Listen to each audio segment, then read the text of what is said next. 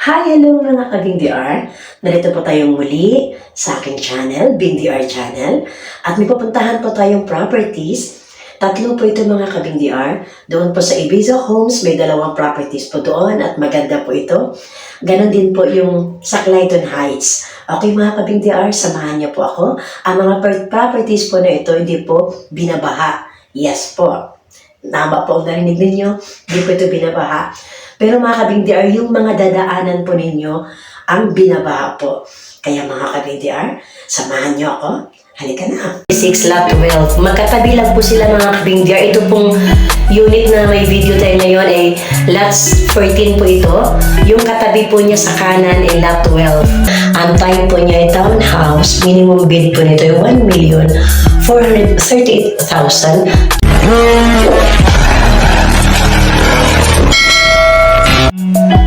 Andito po kami mga ka-BingDR sa C6 Road. Kakanan po tayo mga ka-BingDR dahil papunta po tayo ng Shotgun Road. Kakaliwa po tayo dyan, yung dinaanan po ng truck, yung may dalawa pong sasakyan. Aakyat po tayo ng Shotgun Road.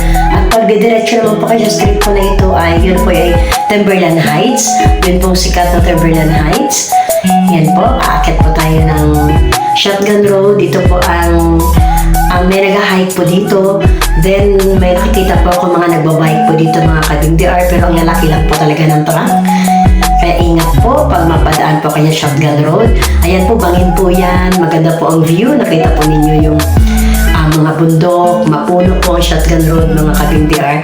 Dito po tayo dumadaan. Papunta po tayo ng Patiis. Then, papasok po tayo sa likurang bahagi ng Ibiza Homes. Dahil doon po sa Ibiza Mali, mismong entrance mga ka-BingDR ay matraffic. Kaya ang daan po natin pag Ibiza Homes, papasok po tayo ng likurang bahagi ng Ibiza Homes. Ayan na po mga ka-BingDR.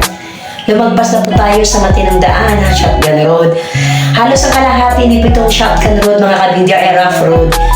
Ito po, mayroon na pong ginawang kalsadang maliit para po sa mga motor o tricycle na kadaan po dito, lalo po may malaking truck. Then yung kalahati po ay rough road talaga. Hindi po napapaayos ng government dahil sa laki po ng mga truck, nasisira din po siya.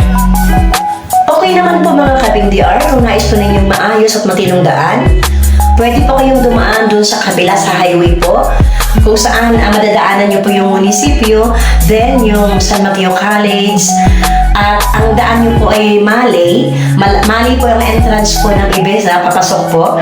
Dahil sa likod lang po tayo. Doon naman po ay okay naman po ang daanan po doon. Kung nais lang po ninyo makaiwas sa malaking truck, may malaking truck din po doon. Pero maganda po yung daanan niya.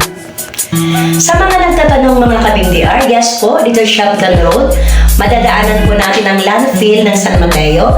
Pero po, huwag po kayong mag-alala, mga ka-BingDR, malayo po yung landfill sa Ibiza Homes. Hindi na po abutin ng amoy po doon. Kaya nga po may malalaking truck at nagtatapon po sila ng basura sa landfill po. Pero napakalayo po niya mga ka-BingDR.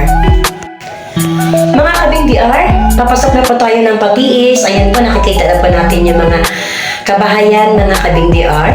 Then, sa unahan ng konti mga ka-BingDR ay ito na po yung Valdolia Street. Kanan po tayo dito mga ka-BingDR sa Valdolia. Ayan po mga ka-BingDR, tumbok na po natin yung likurang bahagi ng Ibiza. Ito po yung card house. Tatanong po natin mga ka-BingDR kung saan po yung black tsaka lot natin hinahanap. Okay po mga ka-BingDR, nakita na po natin ang ating hinahanap.